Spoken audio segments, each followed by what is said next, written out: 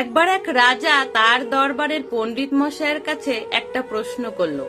পণ্ডিত মশাই, এমন কোন গভীর কালো অন্ধকার কুয়ো আছে যার ভেতরে মানুষ যদি একবার পড়তেই থাকে তার পক্ষে বেরোনো অসম্ভব হয়ে পড়ে? এই প্রশ্ন শুনে সমস্ত রাজদরবার নিস্তব্ধ হয়ে যায়, পুরো চুপচাপ। পণ্ডিত মশাইও অনেক ভাবেন, কিন্তু এই প্রশ্নের কোনো উত্তর খুঁজে পান না। তিনি তখন রাজামশাইকে জানান, রাজামশাই, এই প্রশ্নের কোনো উত্তর আমার কাছে নেই, আমি তো অনেক ভেবেও কোনো উত্তর খুঁজে পেলাম না।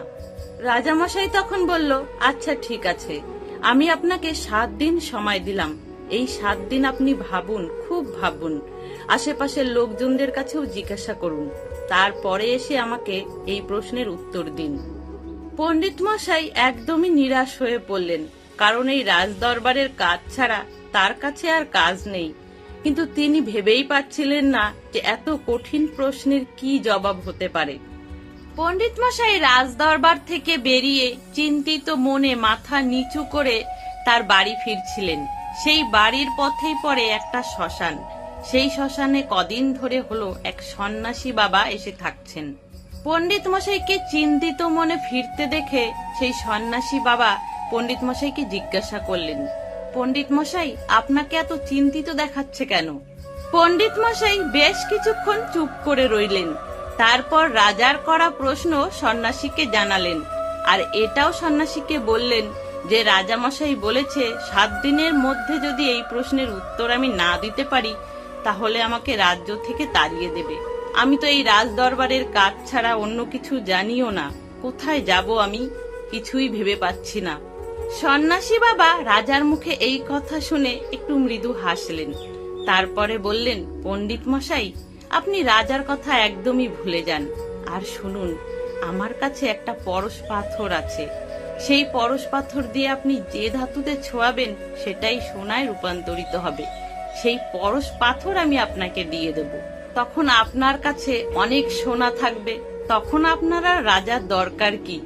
যার কাছে ধন সম্পত্তি থাকে তার কি কারোর প্রয়োজন আছে? পণ্ডিত মশাইয়ের সন্ন্যাসীর কথা বিশ্বাস হয় না। পণ্ডিত মশাই তখন বলে, সন্ন্যাসী বাবা, আপনার কাছে সত্যিই যদি সেই পরশ পাথর থাকতো তাহলে তো আপনার কাছেই অনেক ধন সম্পত্তি থাকতো। তাহলে তো আপনি আর এ শ্মশানে ও শ্মশানে ঘুরে বেড়াতেন না, তাই না?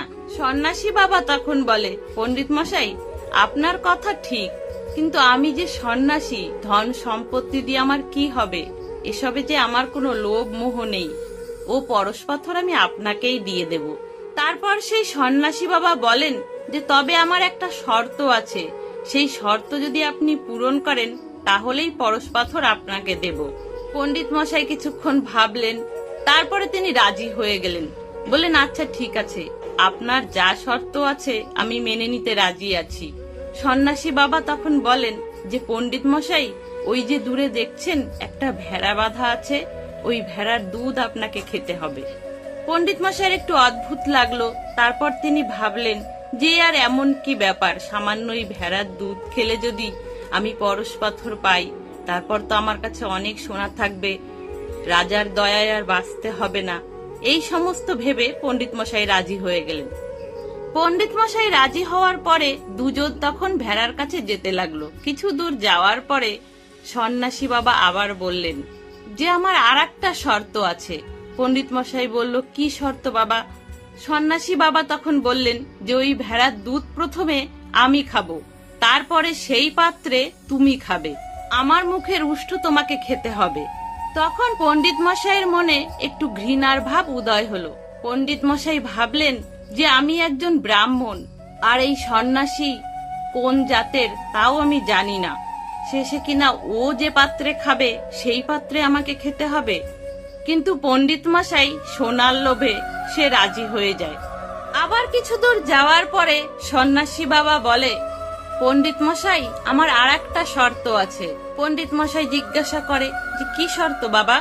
সন্ন্যাসী বাবা তখন বলেন, ওই যে দূরে কঙ্কালের মাথার খুলিটা দেখতে পাচ্ছ, ওর ভিতরে করেই তোমাকে ওই ভেড়ার দুধ খেতে হবে। পণ্ডিত মশাইয়ের মন এবার ঘৃণায় ব্যাকুল হয়ে ওঠে যে কিভাবে ওই মাথার খুলির ভিতরে আমি ভেড়ার দুধ খাবো, তার উপর এই সন্ন্যাসী বাবা খেয়ে দেবেন, তারপর আমাকে খেতে হবে। পণ্ডিত মশাই অনেক ভাবলেন, অনেক চিন্তা করলেন, নিজের প্রতি নিজের ঘৃণা হতে থাকলো। কিন্তু সোনা পাওয়ার লোভ, পরশ পাথর পাওয়ার লোভ তার মনে বসে গেছিল।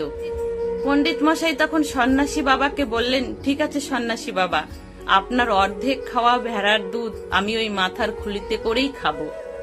সন্ন্যাসী বাবা তখন বলল, পণ্ডিত মশাই, আপনি আমাকে একটা প্রশ্ন করেছিলেন না, যে প্রশ্নটা রাজা মশাই আপনাকে করেছিল? এমন কোন অন্ধকার কালো কুয়া আছে যার ভেতরে মানুষ একবার পড়লে পড়তেই থাকে, তার ভেতর থেকে ওঠা অসম্ভব হয়ে পড়ে? আমার মনে হয় সেই প্রশ্নের উত্তর আপনি পেয়ে গেছেন। পণ্ডিত মশাই এখনো বুঝতে পারছেন না। তখন সন্ন্যাসী ঠাকুর বলল, সেই অন্ধকার কালো কুয়ো হচ্ছে লোভ। আমি আপনাকে লোভ দেখিয়েছিলাম যে আপনাকে পরশ পাথর দেব, আপনি অনেক সোনা পাবেন, অনেক ধনসম্পত্তি পাবেন। সেই লোভে আপনি ভেড়ার দুধ খেতে রাজি হয়ে গেলেন, এমনকি আমার অর্ধেক খাওয়া দুধও খেতে আপনি রাজি হলেন। আর 3 নম্বর শর্ত, কঙ্কালের মাথার খুলির ভেতরে সেই দুধ খেতে তাও আপনি রাজি হয়ে গেলেন। তাই লোভই একমাত্র সেই কালো অন্ধকার কুয়ো, যার ভিতরে মানুষ একবার পড়লে পড়তেই থাকে, যতক্ষণ না সে নিজে চায়, নিজের মন থেকে চায়, আর কোনোদিন উঠতে পারে না। এটাই ছিল রাজামশাইয়ের প্রশ্নের উত্তর। আপনি দরবারে গিয়ে রাজামশাইকে তার প্রশ্নের উত্তর দিয়ে দেবেন। তাহলে বন্ধুরা, এই ছিল আজকের একটা ছোট্ট গল্প। যদি ভালো লাগে প্লিজ লাইক করে দেবেন, সাথে কমেন্টেও জানাবেন আপনাদের সুন্দর মতামত। সকলে ভালো থাকবেন, সুস্থ থাকবেন।